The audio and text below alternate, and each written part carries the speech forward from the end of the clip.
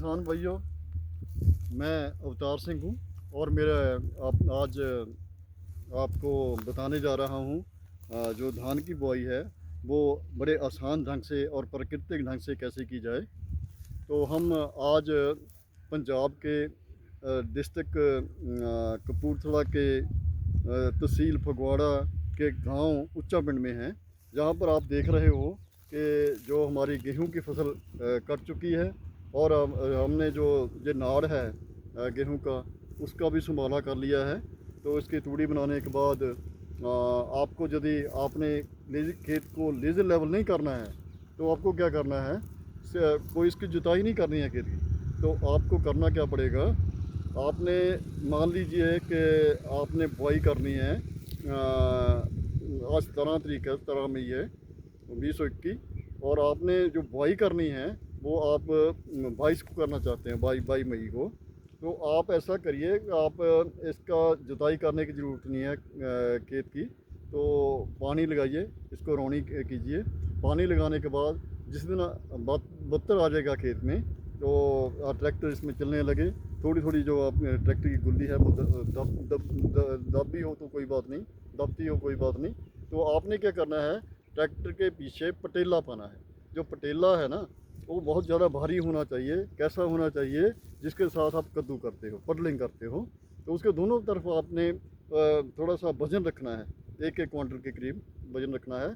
और कम से कम आपने जो खेत है ना इसको आपने कम से कम 6 वर्ष पटेला लगाना है। पंजाबी में हम इसको सुहागा भी कहते हैं। आपने पटेला लगा लिया। पटेला लगाने से का क्या फ़ायदा है, पटेला से क्या होता है, जो जो हवा है ना अपने खेत की वो बाहर निकल जाएगी मिट्टी से।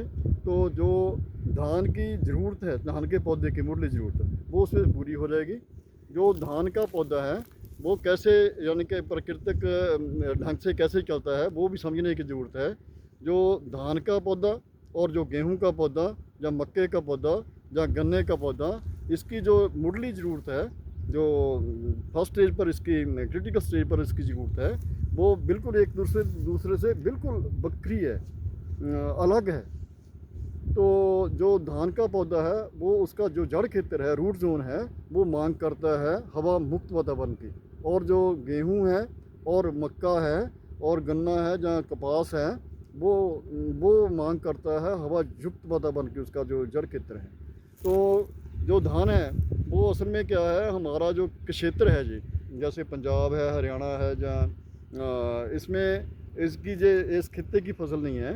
तो हमने इसको बुआई करनी है और प्राकृतिक ढंग से हम करना चाहते हैं। तो आपको इसको बीज से बीजना पड़ेगा। यदि हम इसको बीज से बुआई करनी है तो हमको ये ध्यान रखना पड़ेगा कि जो धान का पौधा है उसकी जो क्रिटिकल स्टेज पर रिक्वायरमेंट है वो पूरी होनी चाहिए। और जो वनस्पति है, क्योंकि धान वनस्पति है, एक जगह खड़ा है, इसलिए जो धान की और वनस्पति की जो मुढ़ली ज़रूरत है ना वो उसमें पूरी होनी चाहिए। वो कैसे हम उसकी पूर्ति कैसे करते हैं, जैसे आपने देखा है, अब हम सब लोग क्या करते हैं, पहले से जो धान की बुआई करते हैं वो करते हैं हम पौध से। पहले अपने खेत में हम पानी भरते हैं, उसके बाद हम सुहागा पटेला लगाते हैं, उसको क्या करते हैं, कद्दू बोलते हैं, पडलिंग करते हैं। तो हम उसमें पनीरी लगाते हैं तो बढ़िया चलती है। बढ़िया क्यों चलती है, क्योंकि जो धान का पौधा है उसकी जो क्रिटिकल स्टेज पर रिक्वायरमेंट है, मुढ़ली ज़रूरत है, वो उसकी पूर्ति होती है, इसलिए वो बढ़िया चलता है।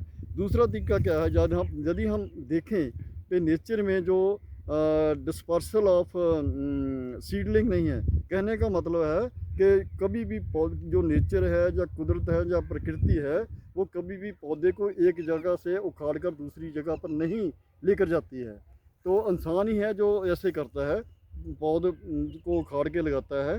तो जो नेचर है, जो कुदरत है, जो प्रकृति है, उसमें सिर्फ बीज ही आगे पीछे जाता है। उसमें बहुत से मेथड हैं, जैसे हवा से जाता है, पक्षी लेके जाते हैं, इंसान लेके जाते हैं, पानी से जाता है, बहुत से मेथड हैं ऐसे। तो क्या है कि जो कोई भी बीज है वो जहाँ पर गिर जाता है वहीं से जर्मिनेट होता है और उसी जगह पर उसका जीवन काल पूरा होता है। यदि हमने जो धान है उसकी कृषि का कुदरतीकरण करना है, जो कुदरत के निज़्म है उसके मुताबिक इसकी बुआई करनी है, तो आपको जो धान का पौधा है ना, उसकी मुढ़ली ज़रूरत, क्रिटिकल स्टेज पे जो रिक्वायरमेंट है, और जो वनस्पति है उसकी जो मुढ़ली ज़रूरत है वो है नमी, और उसमें नमी और हवा मुक्त वातावरण की आपको करनी क्या करें, क्या कहते हैं उसको, करना पड़ेगा, पूर्ति करनी पड़ेगी। तो जब हमने क्या करना है, अपना पानी लगा लिया खेत में, पानी लगाने के बाद जिस दिन बत्तर आएगी उस दिन हमने ट्रैक्टर के पीछे पतीला, जो भारी पतीला है जिससे आप कद्दू करते हो, वो आपने उसमें ट्रैक्टर में लगाना है, और कम से कम 6 बार, ताकि उसकी हवा बाहर निकल जाए। हवा बाहर निकालने के 2 तरीके हैं। एक क्या है कि भानी पर हो, जहाँ पर भानी भर दिया जाता है वहाँ पर से हवा बाहर निकल जाएगी। और दूसरा तरीका जो कद्दू हम करते हैं, पडलिंग करते हैं, उसका मेन मकसद क्या है, अपने खेत को हवा मुक्त करना। दूसरा तरीका क्या है कि ज़मीन को इतना ज़्यादा प्रेस कर दो बाई कंप्रेशन कि हवा बाहर निकल जाए। तो यदि हमने बीज से इसको लगाना है, इसकी इसका कुदरतीकरण करना है धान की बुआई का, तो हमको इसको बीज से लगाना पड़ेगा। जब हम बीज से लगाएंगे तो हमको जो है आपका धान, उसकी मुढ़ली जो ज़रूरत है, वो ज़रूरत क्या है, हवा मुक्त पौधा, वो पूरी करनी पड़ेगी। इसलिए आपको 6 बार कम से कम सुहागा मारना पड़ेगा, पटेला मारना पड़ेगा।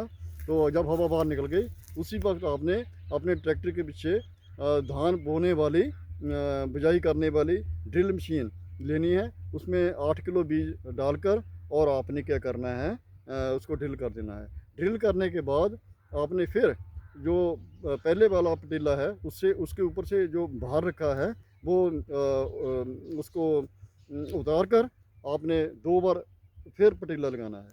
तो जो पहला पानी लगेगा इसमें, वो कम से कम 21 रोज़ बाद लगेगा। तो इसमें जो नदीन वगैरह है, जो खरपतवार है, वो नहीं उग पाएंगे। क्यों नहीं उग पाएंगे? क्योंकि हमने अपने खेत में वो माहौल सिर्ज दिया है, वो वातावरण क्रिएट कर दिया है कि जिससे में जो धान है वो तो उसकी तो जर्मिनेशन होगी, पर जो आपका खरपतवार है उसकी जर्मिनेशन नहीं होगी। क्यों नहीं होगी उसकी जर्मिनेशन? क्योंकि जो खरपतवार है वो हमारे क्षेत्र की वनस्पति है। तो हमारे क्षेत्र की जो वनस्पति है उसकी मुढ़ली ज़रूरत क्या है, हवा युक्त वातावरण। इसलिए उसको हवा चाहिए। हमने अपने जो खेत है उसको हवा मुक्त कर दिया है, इसलिए धान उगेगा। और जो आपकी खरपतवार बोने हुए कब उगेगा? जब बारिश होगी, जब हम पानी लगाएंगे। यदि बारिश 21 रोज़ से पहले हो जाती है तो फिर क्या करना है आपने, पानी लगा, जैसे मान लीजिए बारिश ज़्यादा हो गई, पानी खड़ा है खेत में, तो आपने जो बीड कंट्रोल करने के लिए, खरपतवार कंट्रोल करने के लिए, आपने जो बोतल में डालकर आप पटीला क्लोर जो बीडी साइड आप यूज़ करते हैं, खरपतवार नाशक यूज़ करते हैं, उसको बोतल में पाकर ऐसे जैसे छट्टा देते हैं ना, जो आप पडलिंग वाली धान की रोपाई करते हैं, वो वैसे ही आपने वो अप्लाई कर देना है। तो यदि बारिश नहीं होती है तो आपने 20 रोज़ बाद जो पोस्ट इमरजेंट सेलेक्टिव वीडिसाइड, जैसे नॉमनी गोल्ड है, उसकी स्प्रे करनी है। उसके बाद 21 रोज़ बाद आपने पानी लगाना है, और खड़े पानी में आपने मशैटी वगैरह जो खरपतवार मारने कंट्रोल करने के लिए आप कद्दू वाले धान में करते हो, वैसे वैसे आपने वो जो खरपतवार नाशक अप्लाई कर देना है। तो ये है तरीका, जो ढंग है प्राकृतिक ढंग धान की बुआई का, बहुत आसान है। और आप इसको समझिए, समझने के बाद इसको थोड़े थोड़े एरिए में आप करिए, तो आपका छुटकारा हो जाएगा किस चीज़ से। जो रुपाई आप करते हो, कद्दू करते हो, तो उसमें बड़ा आसान हो जाएगा, इसमें पानी बहुत बचेगा। इसमें ग्लोबल वार्मिंग वाला जो मीथेन एमिशन होती है खड़े पानी में से, जो कद्दू करके हम लगाते हैं, बडलिंग करके लगाते हैं धान, वो वाला भी मसला ख़त्म हो जाएगा। तो इसमें पानी बहुत ज़्यादा बचेगा, और इसमें जो वातावरण है वो भी अच्छा बनेगा। हमारा जो प्रोड्यूस है वो भी अच्छा हो जाएगा क्वालिटी वर्क से, यानी कि सारे फ़ायदे ही फ़ायदे होंगे, और बहुत ही आसान हो जाएगी खेती। ये थी धान की जो प्राकृतिक बुआई हमने कैसे करनी है।